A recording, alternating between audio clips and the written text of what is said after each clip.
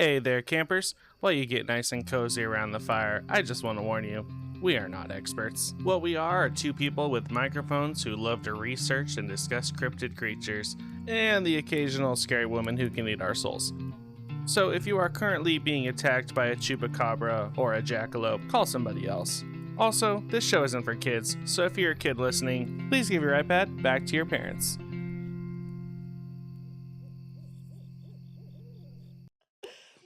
Hey campers, my name's Kimmy and I'm here with my co-host Ryan. Hello, everybody. Welcome back to Aloreing, our folklore podcast where we tell you the history and stories of different legends from all over the stinking world. I love when we haven't recorded in a minute. The struggle we have before we start. Oh, man. I don't know what you mean. That was our first take. That was our first take. All right, Ryan, we'll get right into it. What did you find? Oh, so alluring this week. I think I'm officially a book girly now. Oh? Because I now have a Kindle and I am currently reading 3 books at the same time. You know what? An audiobook, a physical book, and a Kindle book. So, I think I've been invited to the club. You deserve the wolf moan for that one. Oh, thank you. Oh, that's a good one. I forget how long it is. Oh, yeah, really drags. Really drags at the end, so you really know what's going on. You know what?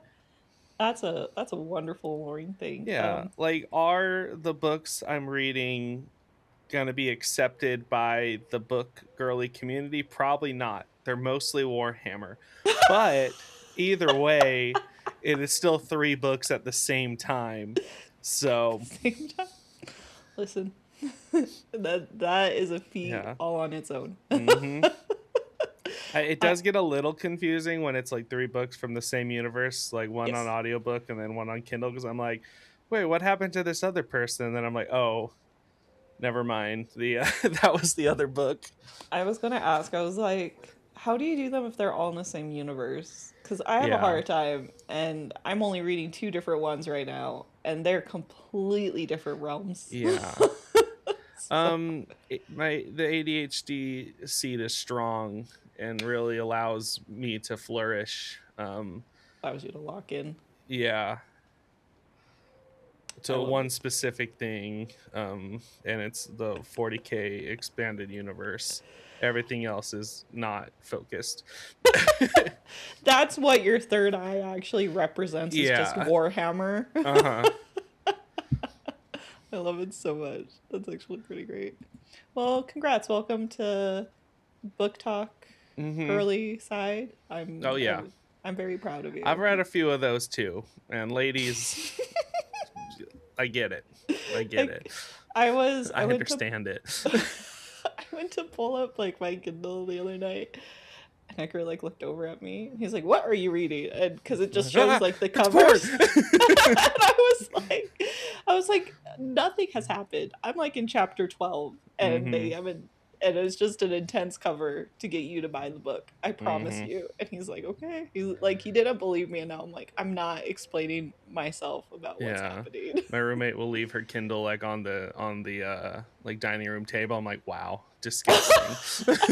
This is what you're doing. Learn a lot about a person from their Kindle history. You really do. Really do. People are scared of their Instagram likes going out. No.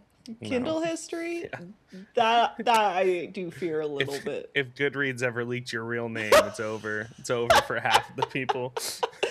Oh yeah, that it would be over. People would be like, "Oh my." Yeah. Oh. That's why she has a cryptid podcast. Yeah, you really like werewolves. That's interesting. Oh, I'm never beating the allegations. No. I'm going to beat it. Right. What do you find alluring this past, I don't want to even say week because it's been longer than a week. It's been longer, what do you find alluring right now? Oh man, our Moon Mail Club is officially on our website. Woo! So woo, I have fairy harps. Wow. Oh yeah, that's a little bougie. Let's do it again.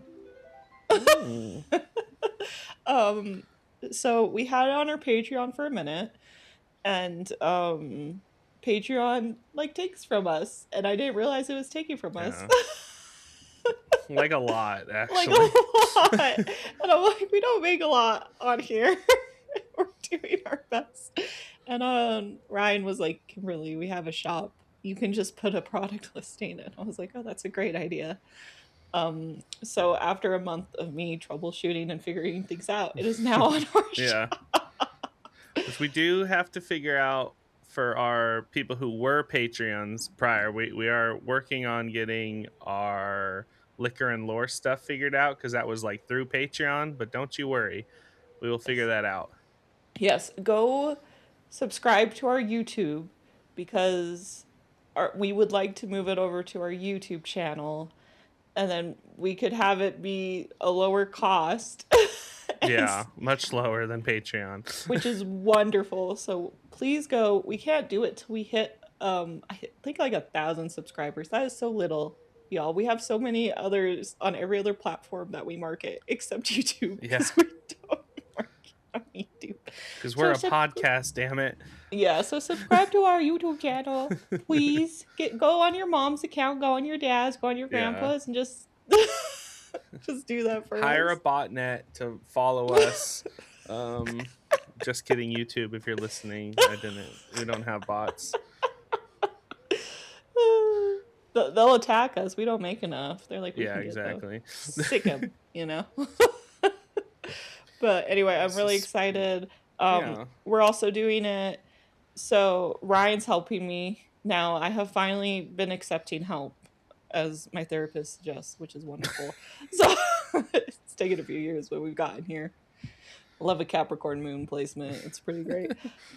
So Ryan makes the wonderful quips in our newsletter, and I create the artwork. So it is a team effort. Which is great. And each month will be a themed cryptid that will be a legend we talk about next month. So you're getting custom art, you're supporting the show, and you're getting the fun story associated with the creature. And it's only $10 a month, which is great. Can't beat that. If you're international, you have to pay like the extra for the world-class stamp. But yeah, it's very expensive to ship to you. Yeah, but it's great. So check it out, support the show, support our art.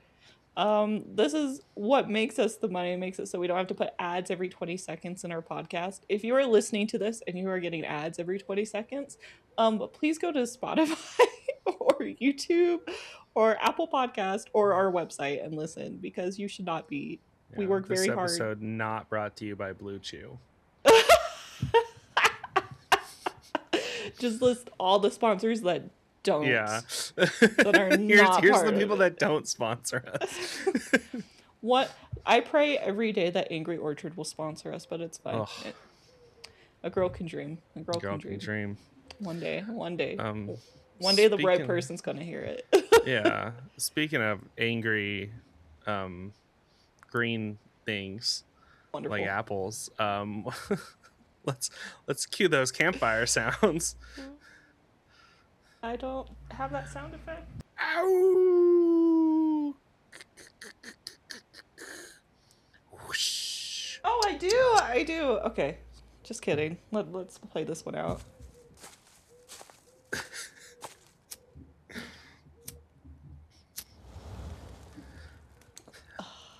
The rolling Appalachian mountains with hardwood forests as tall as the sky stretch endlessly across rural West Virginia. Here mist clings to the forest floor, the sunlight filters through the leaves, and the bubbling creeks create a peaceful atmosphere that make anyone feel secluded while basking in the beautiful wilderness. But what if I told you, just because you may feel alone in the forest, it doesn't mean you are. When peeking up through those thick oak trees into the star-covered sky, there's a small chance of a bird, a plane, no, a UFO. And it may crash land in the grass field of this peaceful landscape. From that, if you're lucky or unlucky enough to get close to the ship, you'll find a foul-smelling odor, followed by seeing this week's cryptid emerging from the smoke. Ooh. We should. That's the sound effect we should record. One day we'll just have a sound effect day. It'll be really great. What are we talking about? All right. So this week we will be talking about the robotic alien known as the Flatwoods Monster. So if you guys would like to see this week's illustration, head to our website, aloreing.com. It is on our blog, or go to our Instagram. That's where I post all of our artwork, which is great. Or go to our shop. This will be on our shop, aloreingshop.com. So one of the three, you will find it. Or just watch this video on YouTube and subscribe to our YouTube channel. And it's great. So this cryptid, also known to be one of the more iconic United States creatures, was first sighted in 1952 in West Virginia. Since then, many have questioned why this metallic extraterrestrial strode up and when it did, and what its purpose was. So now, what are the origins of this creature? Well, the Flatwoods Monster, also known as Braxxie, was first spotted in 1952 in West Virginia, and though we have no idea where this creature came from, how long it's been around, or even what it wants, we do know this was just the start of the legend. In the brisk September of 1952, in the small town of Flatwoods, West Virginia, a group of boys accompanied by a National Guardsman, his dog, and a local woman ended up investigating a bright object that had crash-landed on a nearby hillside. What they thought was nothing more than either a meteor or maybe a ship ended up being something extraterrestrial. The group only saw this creature for a moment, but the experience left them traumatized, and from that event, they were determined to tell others what they saw. So they immediately told local law enforcement about the freak incident. Due to the strange encounter, one of the officers by the name of Stewart asked a few informal questions and even commissioned a New York sketch artist to recreate the creature based on Kathleen, which was the mother in the story, description. This became the most iconic drawing of the cryptid and the most accurate description we have of it today. So, local law enforcement wasn't the only one on the case. After this major event, two investigators associated with the civilian saucer investigation that go by the name CSI? The CSI. Wow. I think there's a TV show about those guys. Yeah, you get the sound effect for it. Oh. Get the... I do have an alien sound our friend recorded. Do you want to hear it? Sure.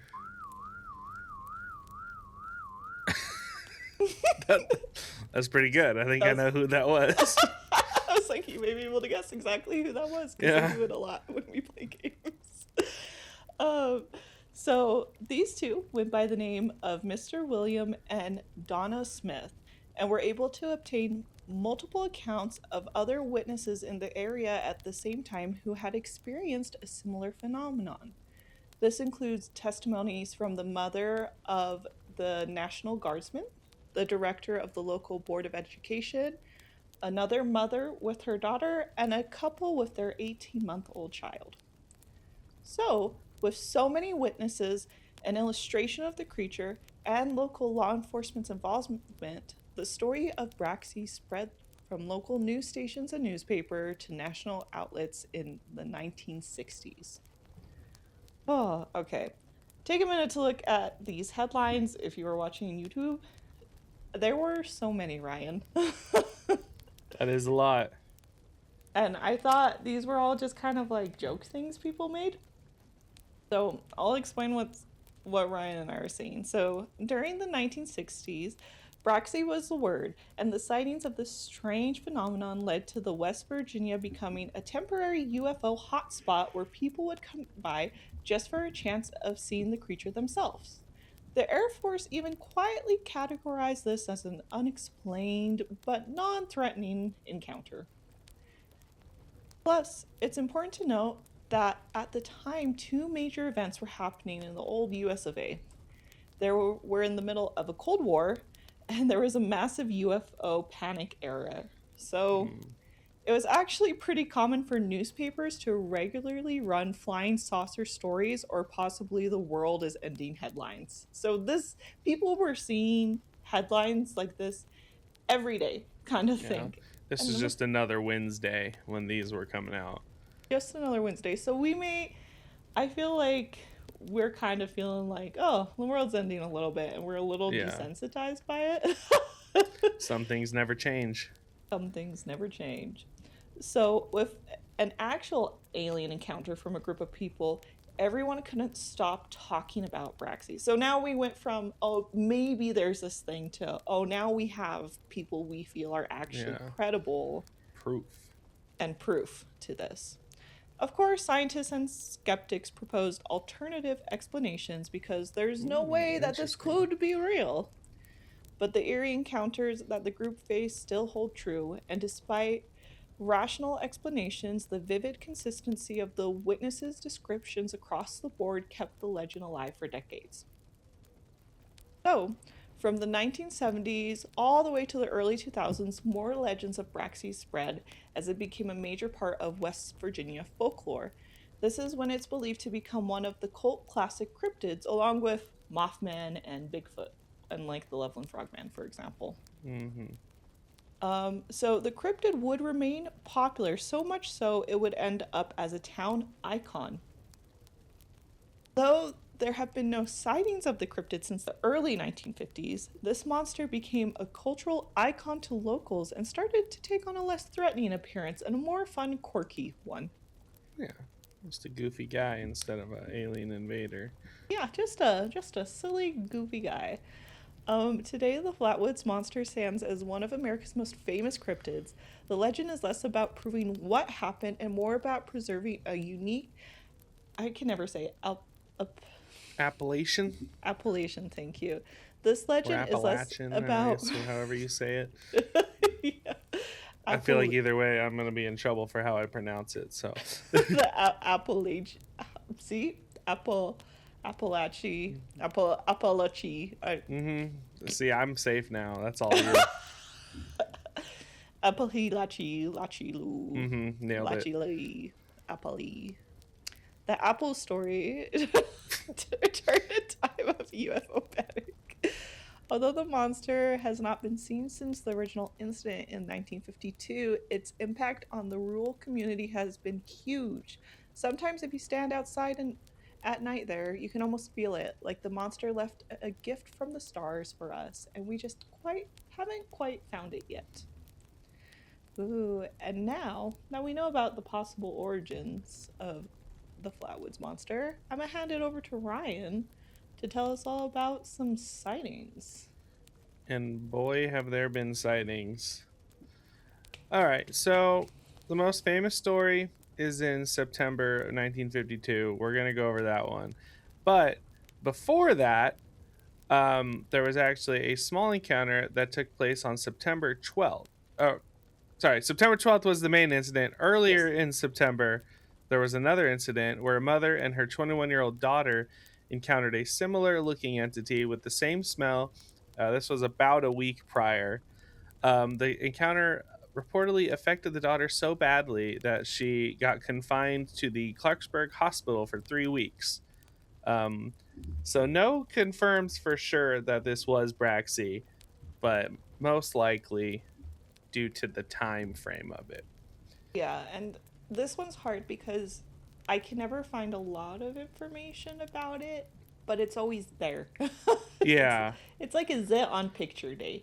Yeah, know? It's like in any horror movie, there's like the little flash of like 5 years earlier, right before. It's basically that. Like, it doesn't really affect the story at all, but it did happen.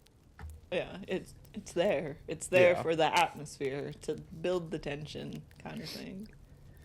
All right, but now fast forward about a week, September 12th, 1952, at around 7:15 p.m. Pretty late at night, don't you think?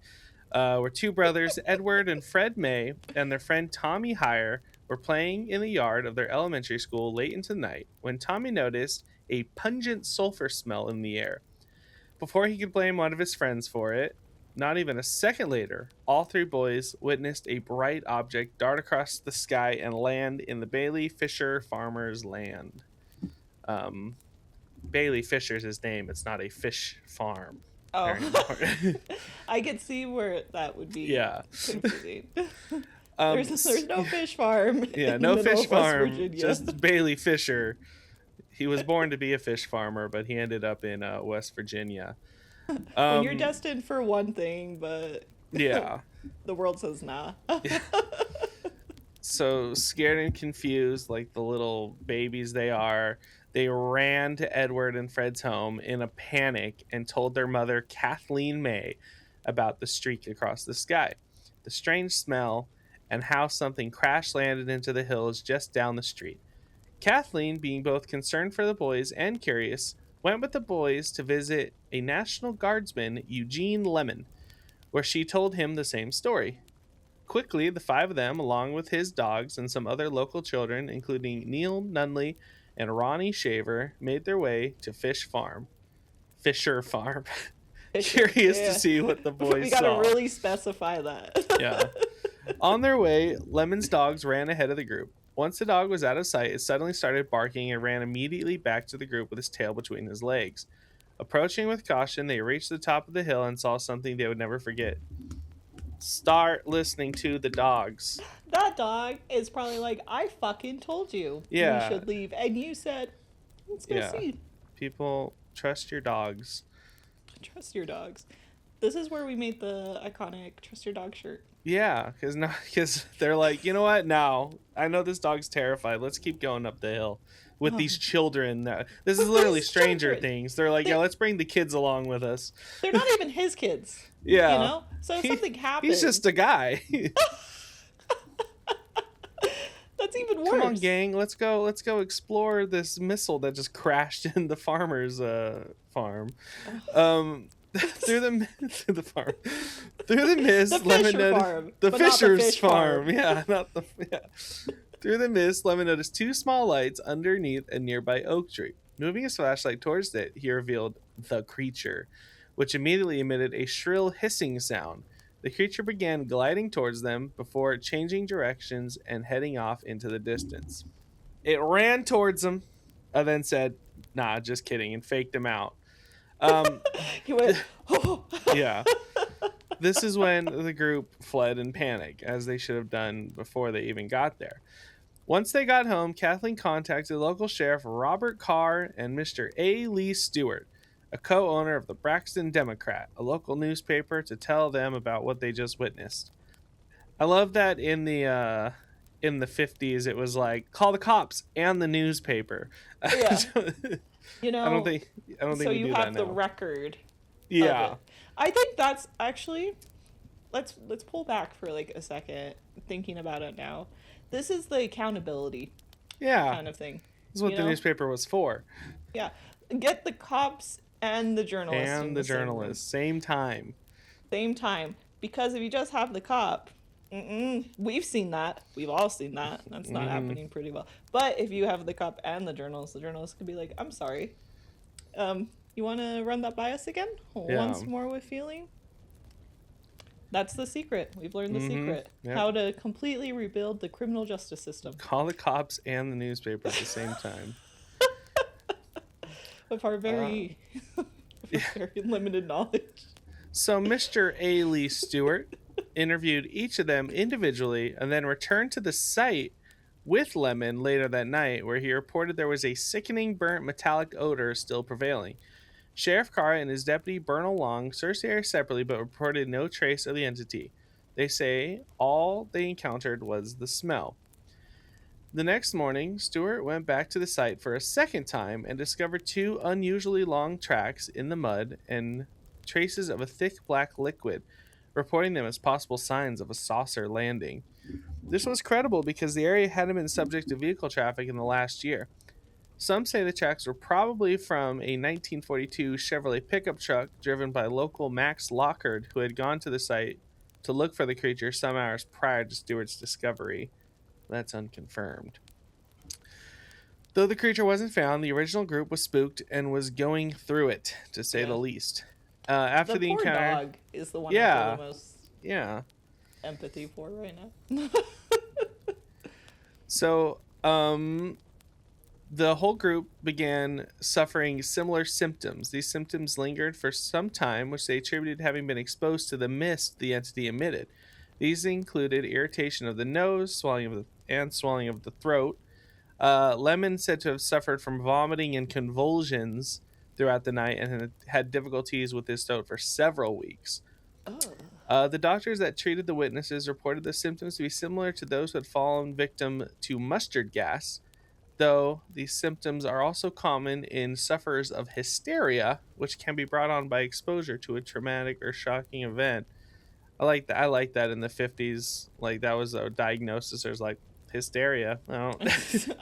I just think you're crazy. Yeah, That's really you're what it fucking, is. you're fucking nuts.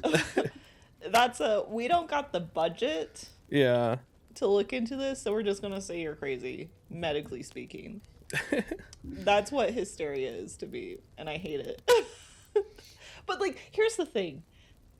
Saying it's hysteria is admitting that something crazy fucking went down, too. Yeah, that they saw something traumatic or shocking in the woods. Right. So they can't They be did like, well, see an nothing alien. His gas just wasn't what caused your symptoms. happened. Yeah. They're like, actually, it wasn't the gas. It was you seeing something you can't explain. But we can't confirm that that actually happened. So Exactly. you're just hysteric. We're just like, I'm gonna lose it. This could be it. Oh, Lord. So the next sighting took place at the same time as our previous sighting, but it was Miss Audra Harper and her friends who were walking in the woods near their home by the town of Heaters, which is about 5 miles north of Flatwoods, to a local shop. Since the road was a more roundabout way, they decided to take a shortcut through the forest, as one does in Appalachia. About a half mile into their trip, they noticed a ball of glowing fire on the hills they were passing. Harper dismissed it, assuming it was one of the neighbors just fox chasing, because I guess that's the thing they did. Yeah. While she glanced back, she saw something unbelievable. The fire had vanished, and the place stood the tall, dark silhouette of a man-shaped figure. Terrified, Harper and her friends ran, escaping among the rocks and boulders strewn around the hillside. Girl had a stay on the path moment for the rest of her life after Yeah, that, I'll tell you that maybe much. that roundabout road, not so bad. maybe keep it to the safe route. Yeah. Next time. This is my favorite drawing of the Flatwood Monster. He just looks so dumb. I love it kind of looks like a tie being swung back. Yeah. So he's a man of business. Yeah. But he is so terrified Yeah, of what he sees. And then it's just an alien in a metal skirt. Do you like my dress? Do I look bonita? Tell me I look bonita. I feel bonita. He's like, I don't even get the meme reference. I don't even know what that is. That won't happen for another 50 years. It's from the future. In the future, we will all be bonita. No! No! I don't want to be bonita. Runs to his wife. I'm not bonita. This bonita incident happened on September 13th, the day after our last incident, where George and Edith Snatowski were driving through the rural areas between Blay and Braxton County en route with their 18-month-old son. It was around 8 p.m. when their car suddenly died. Stepping out, he went to check under the hood of the car, not seeing anything wrong or out of place. He just looked at it and said, "Honey, as a 50s man, I'm not seeing anything out of place." Because they all knew cars. Looks like a vehicle to me, sweetie. Yeah, that's an engine, sweetie. Grab me the wrench. That's when he noticed a foul, sulfurous smell filled with air, and their baby began to cry. Checking the map, he noticed Frametown. The closest town to them was a 12-mile walk. Oh, brother. Get stupid. George didn't want to leave his wife and baby alone for that long. More like he didn't want to walk 12 miles. I think that's more what it was. It's like, no, babe, I would totally do it, but I just don't want to leave you guys alone for that long. Yeah, I don't these want to are my walk work 24 miles shoes. round trip. Yeah, it's like, God. No. But but unfortunately they were on a long, lonesome stretch of road and no one was driving past anytime soon. After a few minutes, though, George saw something in the distance. Rolling down his window to get a better view, he peered outside, trying to look past the purplish tinted haze that had formed, and noticed a small light in the distance. Though the smell was awful, he got out of the car, hoping he could flag down what he thought maybe was another vehicle. Following the strange, bright light on the road into the woods, George saw a large sphere shaped object behind the trees, about 200 to 300 feet away. The glowing object seemed to be floating, and the closer he got to it, the heat and stench increased dramatically. He also experienced what felt like a small electrical shock or vibrations, which caused him to vomit. Ugh. Panicked, he fled to his car. Once inside of the vehicle, he rested against a tree to catch his breath, and he heard his wife let out a horrific scream. Turning around, that's when they saw it for the first time, a 10-foot tall creature behind him. George ran and jumped into the car, grabbing a knife from the glove compartment, and pushed his wife, who was now holding the baby, onto the floorboard, shielding them. Now, I don't think him doing that heroic thing was true, but I've read it twice, so I put it in here. You think he made that part up? I think he made that part up. Damn. Because come on, George. The reason why I think that is because it was he wouldn't the 50s. walk 12 miles Yeah. to help his wife and kid. Well, he's protective. He just is understandable. And I mean, I wouldn't walk 12 miles. Well, here's the other thing. Look at this illustration of him terrified. Yeah. You're right. The illustration does not do him any favors. Which doesn't help. And maybe I have personal biases. I've been, like those like haunted houses where they give you like guns where you can like laser shoot the things. Oh yeah. I like went to one with Edgar, and we were in a huge group, and they're like, "So who's gonna lead?" And this man that hates horror, hates spooky stuff, that only does it for me, got a gun, went in the front, and said, "Well, let's go." And so he was strapped. It's different. He was strapped. So, and we've had like a few instances in our lives where something really scary has happened, and I've seen someone that is protective and I've been with people that are like versus run, whatever this guy's doing, which is what this guy is doing. Yeah. So pulled out a knife from the glove. To be fair, all he had was a knife against a 10-foot tall alien. What you gonna do? Edgar had a gun. That's a little different. That's but yeah, fair. I don't want to give George too much credit. It was in fact the 50s. That's another thing. Yeah. Take the children. I'm just saying we're getting a lot of George's side of the story with this. Yeah. So I'd like to hear Edith's side. Edith was like, she didn't even scream. She was in the car as she hears him scream, and then she didn't even see the alien.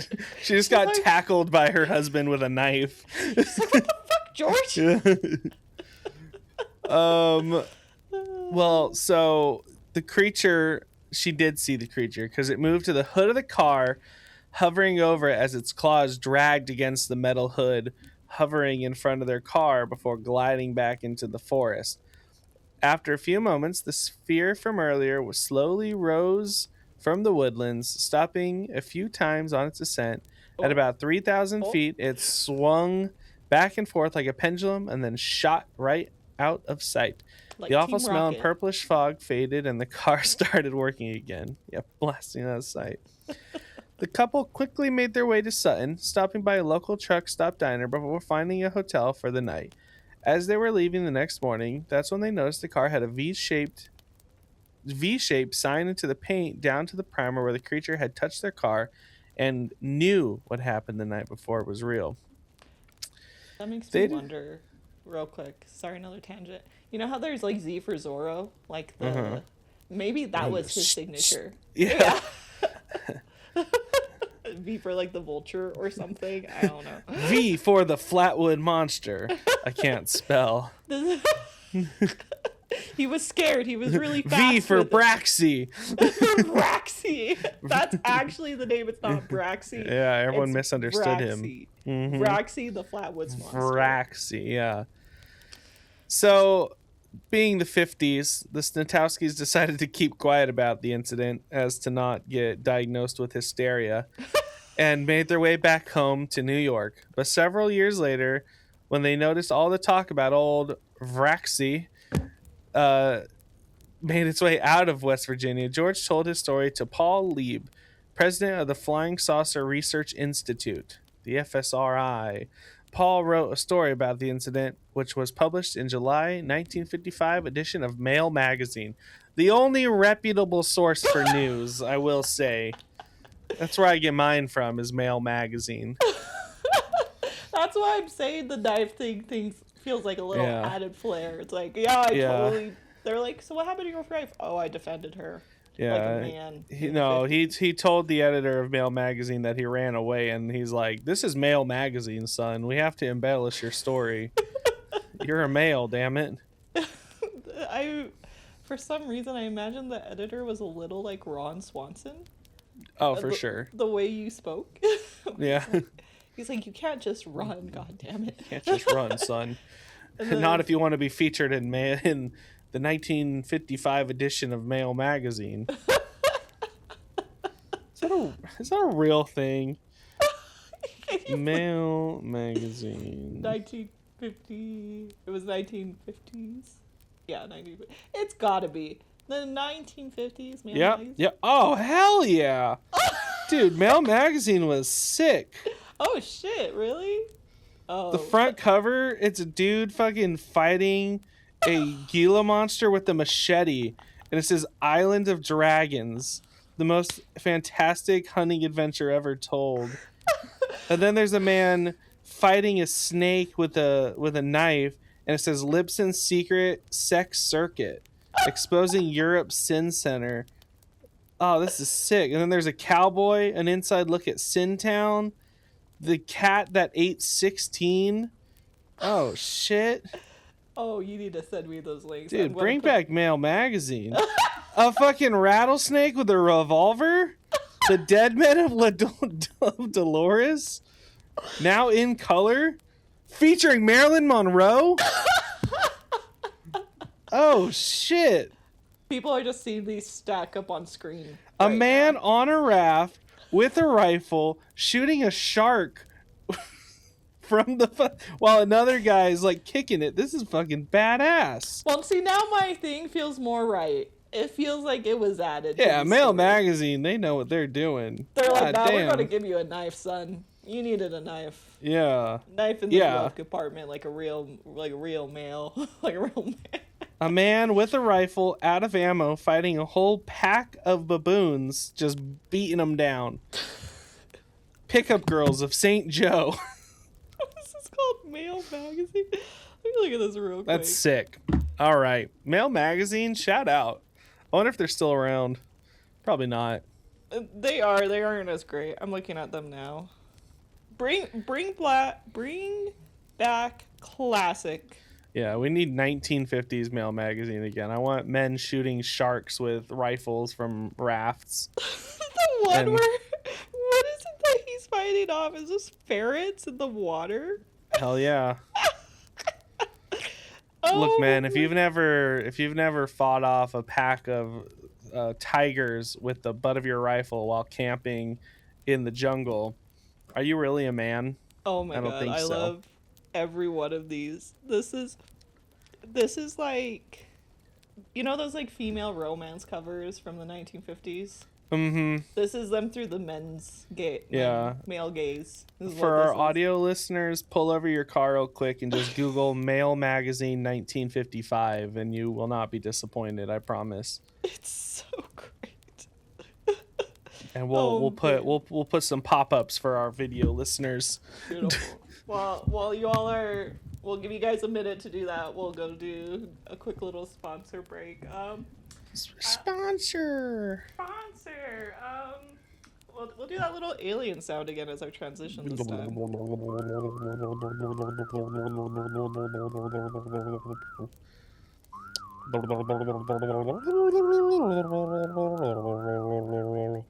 We made contact, people.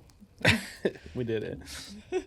All right. Well, welcome back, campers. We hope you enjoyed that Mail magazine break from 1955 specifically. I know I did. Because that was the version we liked, not so much the modern day. You guys. That Marilyn Monroe edition, peak. Chef's kiss. She was a goddess on this earth. Right. Welcome back. You enjoyed that break? I said that. Let's get into the characteristics of old. This fucker look. I don't like saying Vraxxie because it's very close to like vagina. So we're going back to Braxxie. Mail magazine would have called him Braxxie. It would have been the headline. Yeah. Vraxxie. Vraxxie, full of sin? Yes. Full of sin? Yes. Why was Vraxxie so dry that night? I'm done with it here. Get me out of here. All right. Dude, we just lost every female listener we had, and I would like to apologize to this community. Vraxxie was in fact not dry. Vraxxie is a very okay, Kimmy's cutting me off. I'm gonna stop now. just okay. We can't lose the other two people that listen. Yeah. I'm sorry. No, it's fine. That last segment, we picked up like 900 male followers talking about Mail magazine. We're good. Our stats are going to be like... Whoop, now we are sponsored by Blue Chew. They actually called us during the ad break. And they said, we know their penis don't work. Vraxxie's too dry. Get Blue Chew. I can't. I'm out. I'm done. What does Vraxxie look like? It's just as someone who hasn't seen Vraxxie before. Send them to Ryan. I don't want to hear it. Kimmy, we're talking about the cryptid. What are you talking about? Oh Lord. Okay, appearance wise. Sorry, I'm here now. I'm up to here, and I have to come down like the UFO orb. It's like in increments, you know. Orb, you say? You. Braxxie is giving heavy retro futurism vibes. So for everyone who doesn't know, retro futurism was the 1960s version of what the future would look like. And this extraterrestrial being seems to pop right out of that more optimistic concept of what lied ahead at the time. We're just all in like baggy jeans now and a little bit more depressed. Is it possible Braxxie was just like a cosplayer, but they didn't know what cosplay was in the 1950s? Because I've been to some stinky cosplay conventions. They don't smell great. Did you ever go to an anime convention like in the early 2000s? Yeah, and they don't smell good. They smell kind of like what the Flatwoods Monsters described as. They're so much better now. Yeah. But I went to one like little Kimmy did, and I was like, wow, I do not want to be associated with this at all. This smells terrible. Yeah, and this is just the 1950s cosplayer. They didn't know about showers. They didn't learn about showers till 2010. Maybe they were screaming because they were stuck in the suit. They were stuck in the costume. Possible. Yeah, it's like a Freddy Fazbear situation.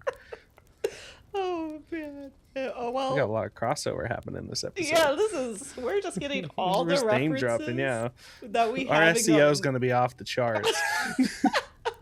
The tags are going to be 3 pages long. Freddy Fazbear, crazy. Men's Magazine, Blue Chew. Damn. Anyway. People are going to be like, why is there a woman on this podcast? Yeah. I'm like, not for long, am I right, boys? Yeah, see, there it goes. We're taking over. Ryan's like, I've been waiting. I've been scheming for years. So the body of this creature is said to be a robotic suit or spacecraft rather than an organic being. It stands anywhere between 10 feet to 15 feet tall and 4 feet wide and hovers just slightly above the ground. With a round glowing red face, so it doesn't look human at all. and a large circular pointed holding behind its head. It appears to have some type of permanent hood attached to it. So if you look at it straight on, the head is shaped like the Ace of Spades card. I think that's the best way to explain it. And it has these portals for its eyes that are about 2 inches in diameter, and these glowing circles have been described as orange or yellow and are very bright. The body is also ball gown dress shaped, sporting a deep green or shimmering metallic black color, which would reflect the green in the forest and the trees. It's also been given the nickname the Green Monster by locals due to this appearance. It has toy-like arms that are long and stringy and protrude from the front of its body rather than the sides, and have claw-like hands. And because of its robotic appearance, many argue to this day whether the Flatwoods Monster is a machine or a living creature. I like to think that maybe there's a tiny alien that's controlling it if it is a ship, because I think that's absolutely hilarious. Yeah, it's a really tiny guy. Yeah, just he's really stressed out. He doesn't know what he's doing in this little ship. Yeah. And then that's the ship that drives He's like, the it smells bigger like ship. shit in here. He's like, God fucking damn it. This But job it's like sucks. an alien code, so it's like Yeah. Personality-wise, Braxxie just seems like an anxious mess. When spotted, they turn tail and run away screaming. They have never been known to harm anyone. Even in Male's magazine, they didn't harm him. Even when fleeing into the night, doesn't do anything to hurt anyone. It is also known to eject a noxious mist that can make people and dogs extremely sick. The smell was described as a sick, burnt, metallic-like smell, which doctors at the time would compare to mustard gas, causing its victims to experience hysteria. To me, it seems like it can be a defense mechanism of some type. Or maybe it's just because it crash landed. And Yeah, look, the cops rolled up to his house. He had to get out of there, you know? Listen, if you can crop dust a cop, you're doing something right on that getaway. That's the way to get out of it. He's an ally. Oh, man. People are not going to know whether to subscribe or unsubscribe to the show. That's what we like to do. We like to keep them guessing. You'll never know. You'll never know. That means you're here for the information, which may not be very incorrect. So, all right. So now on to tidbits. Just like some things associated with the creature. So at the top of the episode, we brought up how there were 2 major things happening in America and were on the American people's mind. And the first one was the Cold War. So the Cold War was a decades-long standoff between the United States and the Soviet Union following World War II. Sake of time, you get a quick little summary from me. Because I don't got the time, and there are... We all know the Cold War. We all know. we don't got to get into it. If not, you need to learn about the Cold War. Go back to school. God damn it. There's a lot of things happening. You need to go learn about history. It's so important. Anyway, the U.S. believed that in the democratic capitalism and free markets, while the Soviet Union promoted authoritarianism, communism, and state-controlled economies. This led to both sides engaging in a massive buildup of nuclear weapons and a desire to be the first ones to space. So, also the space race. Again, look more into it. It's very important. You guys know it. For the sake of this episode, that's all you need to know. Because this was happening, many Americans were extremely anxious that an atomic bomb could fall from the sky at any moment. Even Life magazine, one of the most popular publications at the time, had released some seemingly credible stories about flying saucers. I'm going to argue maybe the second most popular publication of the time. We all know what the people were getting their news from. If we get an email sponsor Mail magazine. From Mail magazine. I would die. You're dealing with it. I'm not dealing with it. Well, of course, they wouldn't deal with you, Kimmy. This is Mail magazine we're talking about. This is Mail magazine. Yeah. Bring back the 1950s cover art. Then we... That's all we want. That's all we care for. With all this happening, it's no wonder the Flatwoods Monster became as popular as it did. People clearly just wanted some explanation, and this encounter could have led to it. So now, shifting gears, we are going to go back to that family's mail magazine story that we can't stop talking about. It's important to know that this cryptid sighting is commonly labeled as the Frametown Monster sighting, not the Flatwood Monster sighting. Now, if that's the case, why the hell do we put it under Flatwood Monster sightings? Well, that's because many people, including us, believe it's the same creature. So both of them are described to have pipe-lined metallic armor from the waist down. The Frametown Monster, however, is a reptilian humanoid for the top half, which is much different than old Braxxie, which is all robotic. It seems that it has a spade-shaped hood it wears, and this is one just so happens to not be wearing one. Yeah, he just wasn't wearing his uniform. Yeah, he just lost the top half of his armor. Yeah, he was still getting ready when this random car came driving into his house, and he's like, whoa! Yeah, he's like, whoa. You know, like when you get out of the shower and you hear like a scary noise, so you run out in your bath towel? That's what the Frametown Monster was doing. He was actually more scared. Yeah, he was terrified. He was like, what the hell, man? Yeah. So, that being said, I'm sad because this does defeat my small alien controlling the ship theory. But it does bring up the interesting point, like we were talking about, of it being the Flatwoods Monster. Or maybe there was more than one Flatwoods Monster, and this is like the race of the creature. Yeah. And the two of them came down together. Yeah. And then they went like separate ways.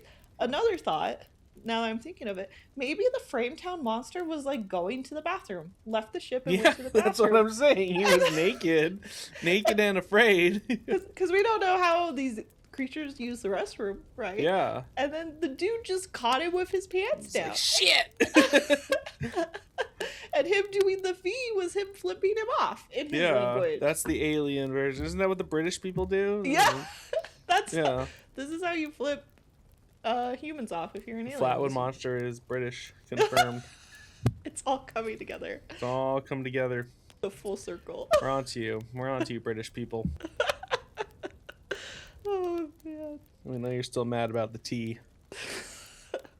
I would be too. I love I get it. All right. Now, last fun fact.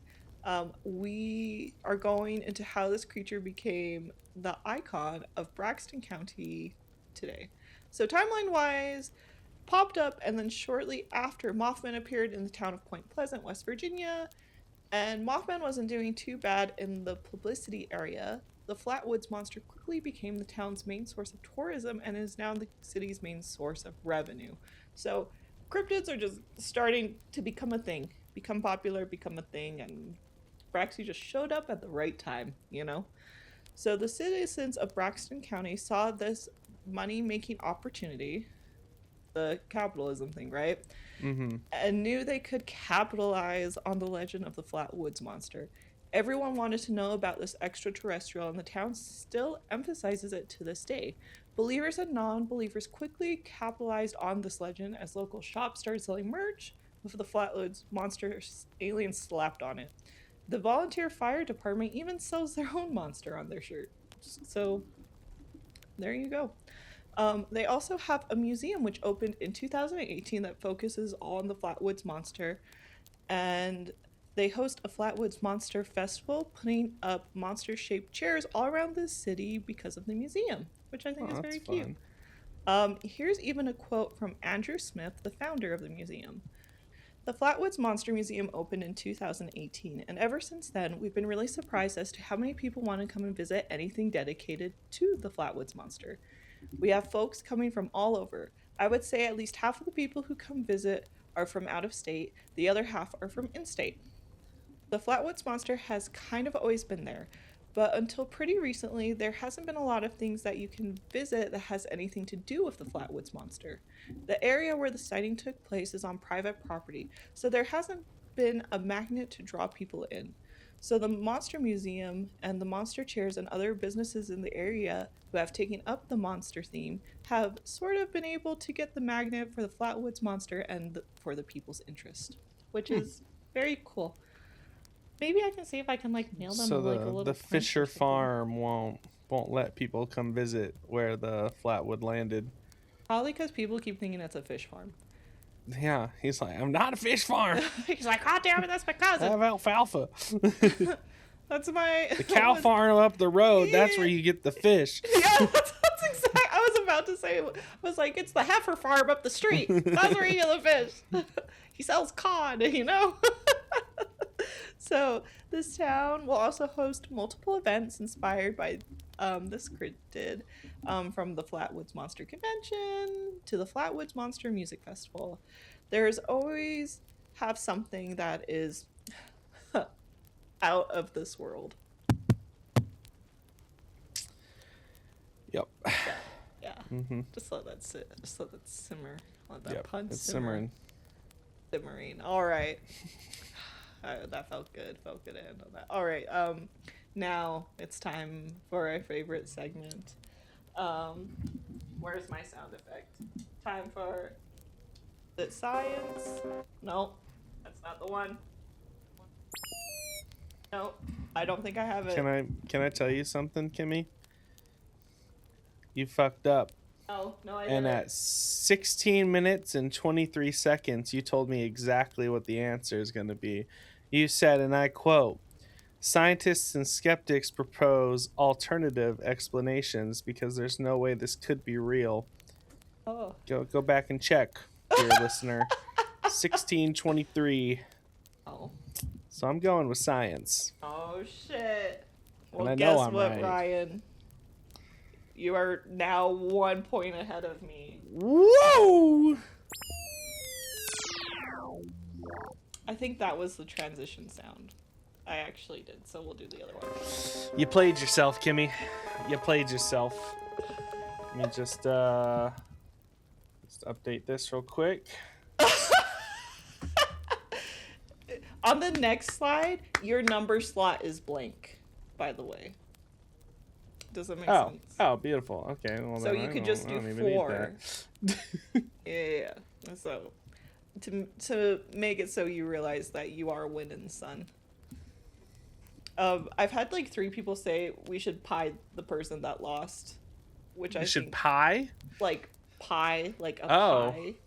We like could the do that end of at the an year in-person thing. When we do our like 12 Days of yeah. Krampus special. I like it. That's a great idea. Yeah, that means I'm gonna get really tricky with that. There you are. It means we're gonna. It's not gonna be as easy anymore, folks. Means Ryan's gotta pay attention like he just did.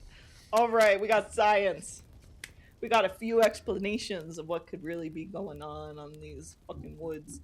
So the first one, which is my favorite, is who could it actually be?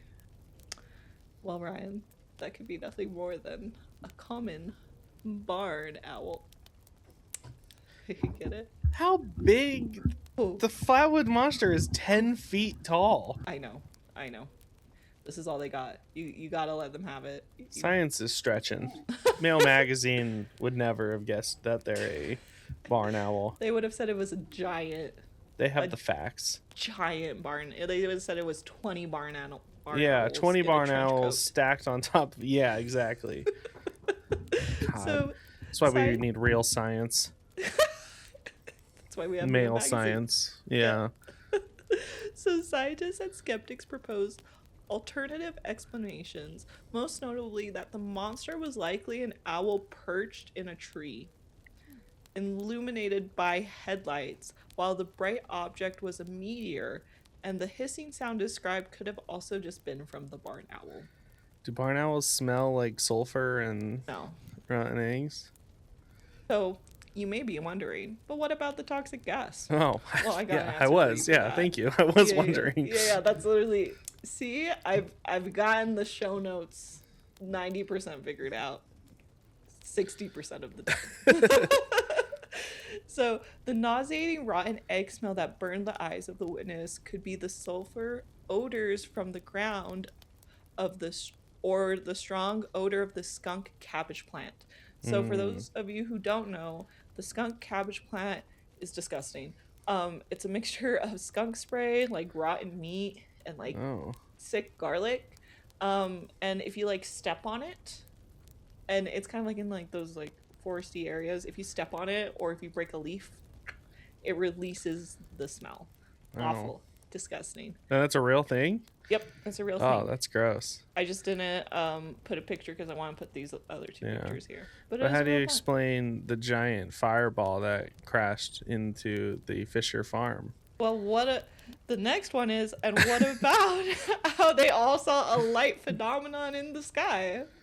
Well, specifically for the week in September of 1952, there was an increase of reported fireballs and meteors across the United States. And since the rural Appalachians area had little artificial lighting, it could make any sky phenomenon appear dramatic and unfamiliar, even if it was just a meteorite. And since there wasn't any the next day, it could have just been something they saw. Now, I think these are all stretches. I think these are all kind of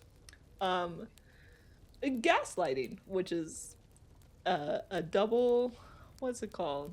That word. Like, pardon the pun or whatever. Gaslight, because gas and light, you know? Yeah. Ryan's so sick of the puns. I love it. Like, I don't know, anyone that's watching the YouTube videos, when he goes quiet when I do a pun, he looks so disappointed. And it's my favorite thing ever.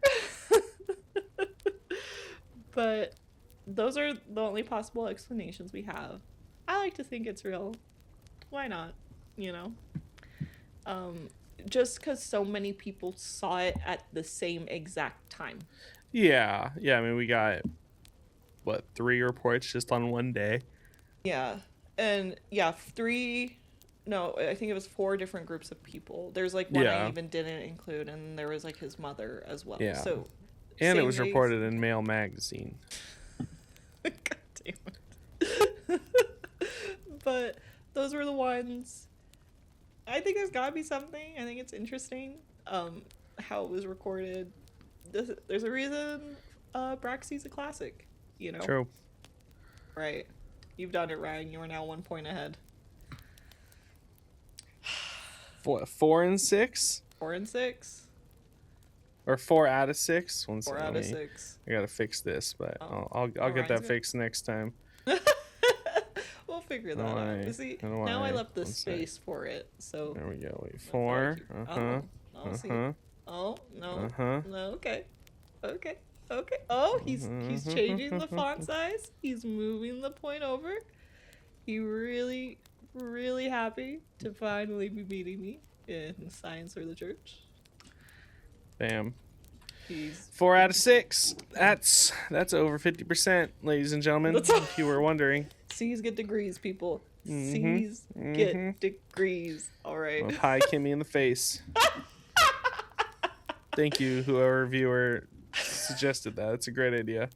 I'm not happy that I told you that. I could have kept that to myself. Anyway, well, that's something to look forward to, I guess. Shall we do our alignment chart? Yeah, let's do our alignment chart. Okay. I'm more neutral with a more than a touch of chaotic. Yeah. It's just a lot of anxious energy. I'm anxiety ridden. I get it. It's just a lot, you know. Yeah. I went full chaotic, leaning on the good side. First off, I put the 4th Amendment protects everyone from unreasonable search and seizure by law enforcement, which Braxxie has the right to. Cops and the National Guard showed up to his house. And also the 3rd Amendment, he doesn't have to house that National Guardsman, so the National Guardsman thinking that he could just burst into his house. Braxxie has the right to defend himself from giving quarter and unreasonable search and seizures. He maybe could have gone about it in a better way than mustard gassing those coming to stay in his house. which is why I put him on the chaotic side. And he was just having a bad day. He just crashed his car into a planet full of cops. So it was just rough. No, you know what? Immediate sway. Yeah.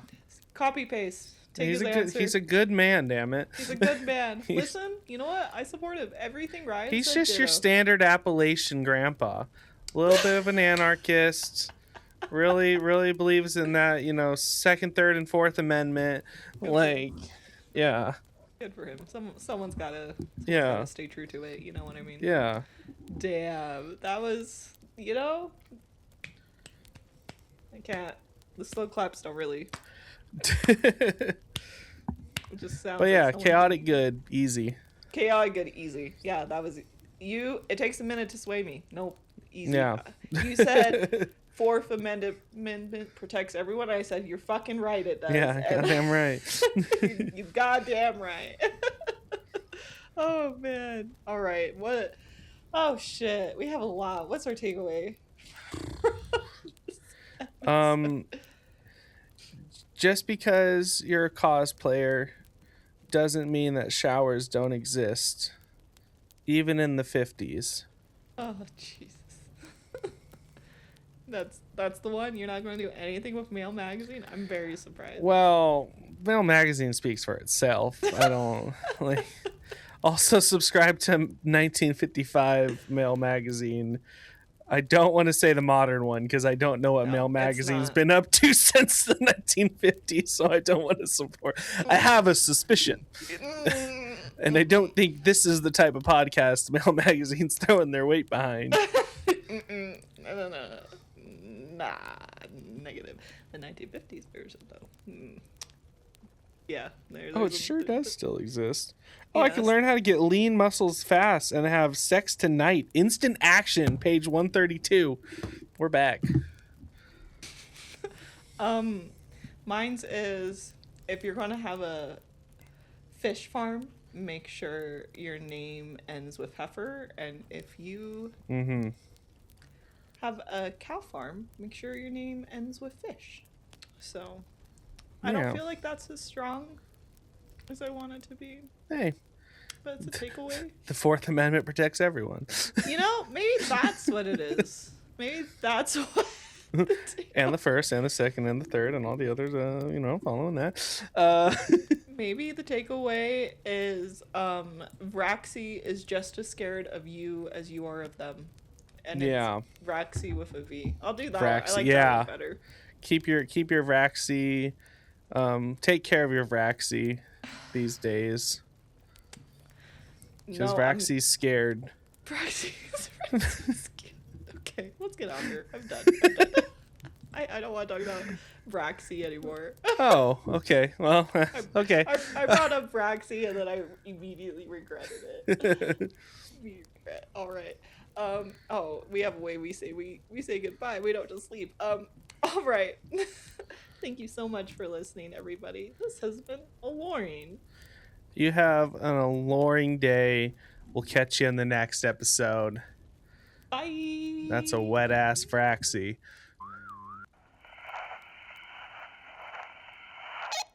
And that is all for this episode of Aloreing. Thank you for taking a seat around the campfire and listening. If you want more Aloreing, go check out our website, aloreing.com. That's ALOREING.com. You can also find us on YouTube, Instagram, Facebook, and Discord. If you have any questions or stories you would like us to discuss, email us at aloreing@gmail.com. Please rate, review, and subscribe. It's the best way to support us. If you want special content not posted anywhere else, visit our Patreon at patreon.com/aloreing and help us keep the fire burning. A special thanks to Lane Hammonds for our music and Chase Gutierrez for our audio effects.